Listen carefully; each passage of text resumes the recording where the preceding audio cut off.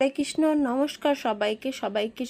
অক্ষয় তৃতীয়ার অনেক অনেক শুভেচ্ছা। দেখো, আমি সকালবেলা উঠেই দেখি কাকিওরা ভোগের জন্য রান্না শুরু করে দিয়েছে। আর আমি ঘুম থেকে উঠে বাবার জন্য প্রথমে গোলা রুটি ভাজলাম, কারণ বাবা তো ডায়াবেটিস, না খেয়ে থাকতে পারে না। তাই বাবার জন্য গোলা রুটি ভেজে তাকে খাবার টাবার দিয়ে আমার কাজ ছিল যে মালা গাঁথতে হবে, শঙ্খ ফু দিতে হবে। এটা প্রত্যেকবারেই আমার মেন কাজ থাকে। তাই তাড়াতাড়ি করে আমি ঘুম থেকে উঠে বাবাকে খাবার দেওয়ার পরে আমি চলে গেলাম স্নান করার জন্য, যে স্নান করে এসে আমি আমার কাজগুলো কমপ্লিট করব। আর দেখো, এই দিকে প্রায় রান্না করা হয়েই গেছে। তখন আমি কেবল স্নান করে আসছি। স্নান করে আসা মা বলল যে তাড়াতাড়ি ফুলের মালাগুলো গেঁথে ফেল, না হয়তো ভোগ দিতে পারবো না, অনেক বেলা হয়ে গেছে। যদিও বেলা অনেক বেশি হয়নি, 11:30 বাজছিল, কিন্তু তাদের কাছে এটাই মানে অনেক বেলা। গ্রামের দিকে বেলাটা একটু তাড়াতাড়ি হয় বলা যায়।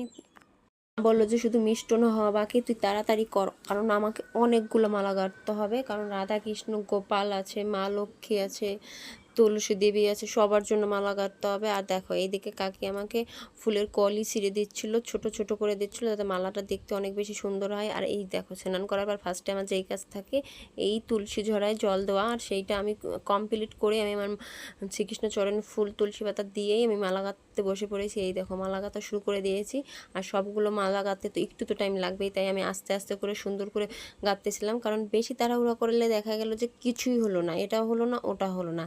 আর তোমরা অবশ্যই আজকে বলে যাবা কারা কারা আজকে অক্ষয় তৃতীয়া পালন করছো। আমাদের এই এলাকার এই দিককার সবাই আজকেই করেছে, কিছু কিছু মানুষ কালকেও পালন করছে।